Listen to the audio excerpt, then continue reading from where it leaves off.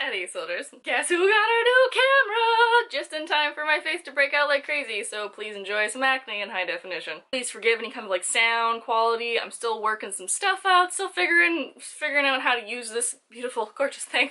I'm not gonna be in focus the entire time. And because I know some of y'all are gonna ask what my lipstick color is, because come on, this is a pretty Shazamin' lipstick color. It is from NYX Cosmetics. It's their NYX Cosmic Metals, and this is in the color Electromagnetic. So July. I read a lot of books in July, but unfortunately I can't really show any of them to you because I read a lot of advanced copies that come out later, and I read a lot of stuff that was not for fun, school. So I can only show you pretty much a haul this month, along with a couple of things that I did end up reading and really loving, so I want to recommend, and then I want to just like show off some stuff because I'm really excited about a couple of things. So the first book that I read, I just finished the other day. I finished it at like 2 AM and it was so worth it. It's my favorite book of the month and probably one of my favorite books of the year, and that is The Disappearances by Emily Bain Murphy. I posted this on my Snapchat and Instagram the other day being like, time to staff pick the crap out of this one because this book was phenomenal. It centers around a girl named Ayla and her brother Miles. After their father gets drafted into the war, this takes place in 1940, they go to live in the town that their mother grew up in, and it's a town that every 7 years something disappears. And it's about her and her new foster family trying to figure out what is going to disappear next, as the disappearance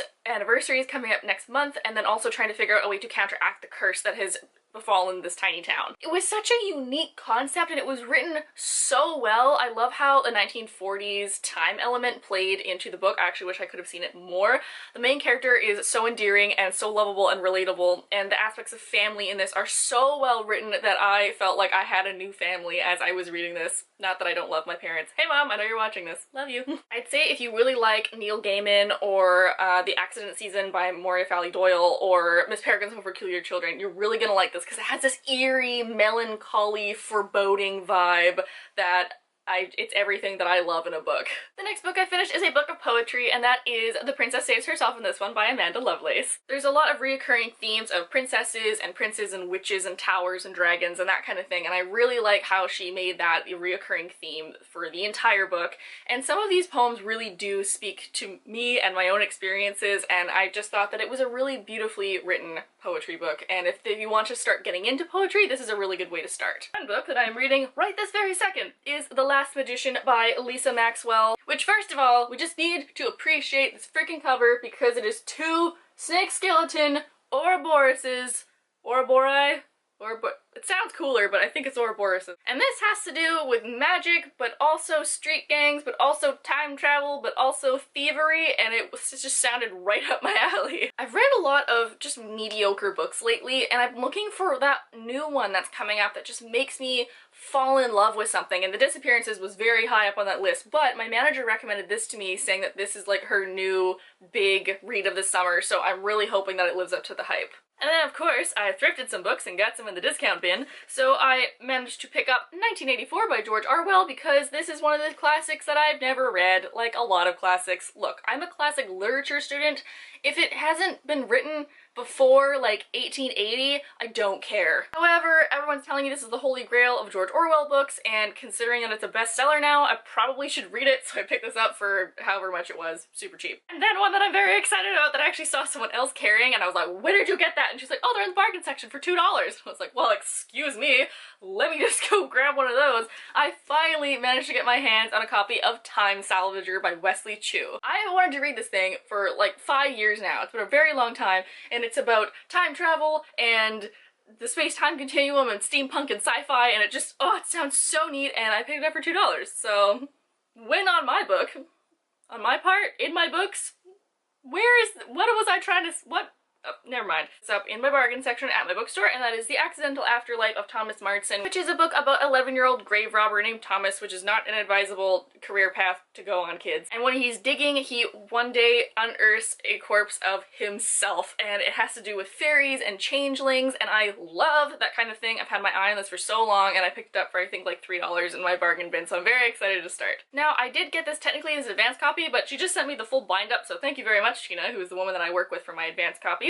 And that is Akata Witch by Nnedi Okorafor. People are saying this is like African Harry Potter because it's about a albino African girl who goes to a school of magic to learn voodoo, and I think that that is so cool. I've heard iffy reviews on it though, but I'm definitely still going to read it because Harry Potter, African magic, sounds dope. And then I got this book. I'm not sure if I'm gonna take it back or not because I saw this in someone else's video a long time ago being like, I'm so excited for this book to come out.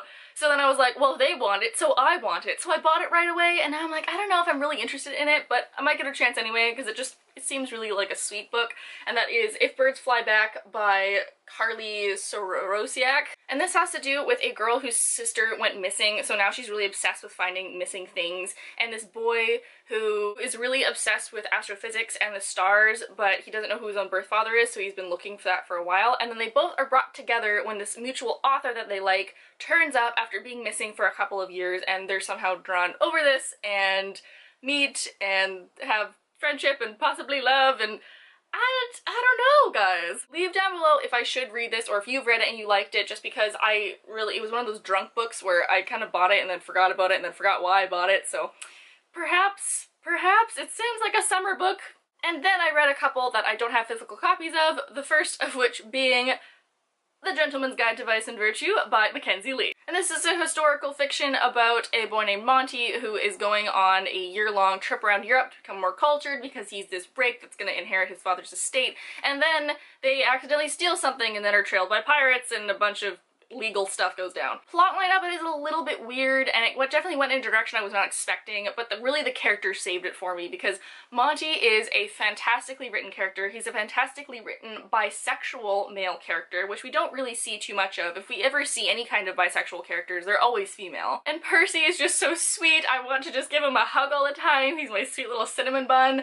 And then Felicity is just this little firecracker, and I love her so much. I hear the sequel to this series is going to be about her, and I'm definitely going to read it. And then our Word Nerd book club of the month was 1,000 Pieces of You by Claudia Gray. This book surprised me. It came out of frickin' nowhere and I finished it a day and a half. This is an interdimensional murder mystery about a girl whose parents invent this device that allows you to jump through dimensions, and her father's assistant steals the device, murders her father, and then goes jumping through dimensions to escape the law. So her and her other assistant go after him through all these dimensions, and it was such a neat idea. She pulled it off super well. I loved the main character, especially through all of her reincarnations as different dimensions, and I love the idea that one small decision can forever change the entire course of history. Lastly, I have a book that I'm very excited for. I waited so long for it to freaking come into the store, and that is Bad Romance by Heather Demetrios. And Bad Romance is about abuse. It's about having a horrible home life relationship and this girl wanting to find something better, so she runs into the arms of this boy who is equally as bad for her, and her journey through self-discovery and having to, you know, rise up and realize her situation. And that sounds like such a horrible topic, but it is something that isn't dealt with in YA novels almost at all.